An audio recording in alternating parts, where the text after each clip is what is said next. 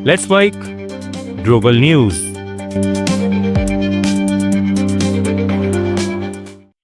पाकिस्तान और अफगानिस्तान के बीच हालात बेहद तनावपूर्ण हो गए हैं और दोनों देशों के बीच खुले युद्ध जैसे हालात बनते दिख रहे हैं। पाकिस्तान एयरफोर्स ने काबुल, नंगरहार, पक्तिका, पक्तिया, लकमान और खोस्त समेत कई अफगान प्रांतों में एयर स्ट्राइक की है। ये कार्रवाई उस हमले के जवाब में बताई जा रही है जो गुरुवार देर रात अफगानिस्तान की ओर से पाकिस्तान पर किया गया था।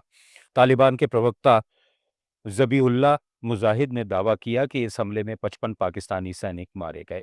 जवाब में पाकिस्तान ने ऑपरेशन गजब लिल हक शुरू कर 133 अफगान लड़ाकों को मार गिराने का दावा किया है। दोनों ओर से करीब 200 लोगों के मारे जाने की खबर है।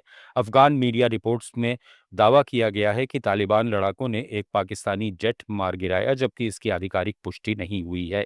पाकिस्तान के रक्षा मंत्री ख्वाजा आसिफ ने कहा कि अब सब्र की सीमा पार हो चुकी है और दोनों देशों के बीच खुला युद्ध छिड़ चुका है। दूसरी तरफ पाकिस्तान और अफगानिस्तान के बीच बढ़ते सैन्य तनाव ने अंतर्राष्ट्रीय चिंता को और गहरा कर दिया है। सीमा पर जारी फायरिंग और झड़पों के बीच चीन ने मध्यस्थता की पेशकश करते हुए दोनों देशों से बातचीत के जरिए समाधान निकालने की अपील की है। रूस और ईरान ने भी बॉर्डर पार हमले तुरंत रोकने और डिप्लोमेटिक चैनल खोलने पर जोर दिया है। संयुक्त राष्ट्र के महासचिव एंटोनियो गुटेरेस ने कहा कि दोनों देश अंतर्राष्ट्रीय कानून का पालन करें और आम नागरिकों की सुरक्षा सुनिश्चित करें। वहीं तुर्की के विदेश मंत्री हकन फिदान ने पाकिस्तानी विदेश मंत्री इशाक डार से बात कर तनाव कम करने की अपील की है। मलेशिया के प्रधानमंत्री अनवर इब्राहिम ने भी जान माल के नुकसान पर अफसोस जताते हुए तुरंत सैन्य कार्रवाई रोकने और बातचीत की टेबल पर लौटने की बात कही है। मिडिल ईस्ट में बढ़ते तनाव के बीच अमेरिका ने बड़ा सैन्य कदम उठाया है।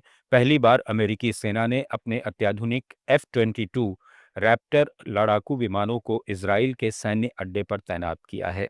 माना जा रहा है कि ये कदम ईरान से संभावित खतरे को देखते हुए उठाया गया है। द वॉल स्ट्रीट जर्नल की रिपोर्ट के अनुसार ये अमेरिका की पुरानी नीति में बड़ा बदलाव है, क्योंकि अब तक अमेरिका ने क्षेत्रीय संवेदनशीलता के कारण इजराइल में अपनी सीधी सैन्य मौजूदगी सीमित रखी थी। पूर्व वरिष्ठ अधिकारी डेनिस रॉस ने कहा कि इजरायली बेस से अमेरिकी विमान ऑपरेट करना पहली बार होगा। दरअसल सऊदी अरब और संयुक्त अरब अमीरात ने अपने हवाई क्षेत्र के इस्तेमाल की अनुमति नहीं दी, जिससे अमेरिका के विकल्प सीमित हो गए। फ्लाइट ट्रैकिंग डेटा के मुताबिक ये जेट 24 फरवरी को ब्रिटेन के लेकिन हीथ एयरबेस से रवाना हुए। ये तैनाती ऐसे समय में हुई है जब अमेरिका और ईरान के बीच परमाणु कार्यक्रम को लेकर बातचीत जारी है।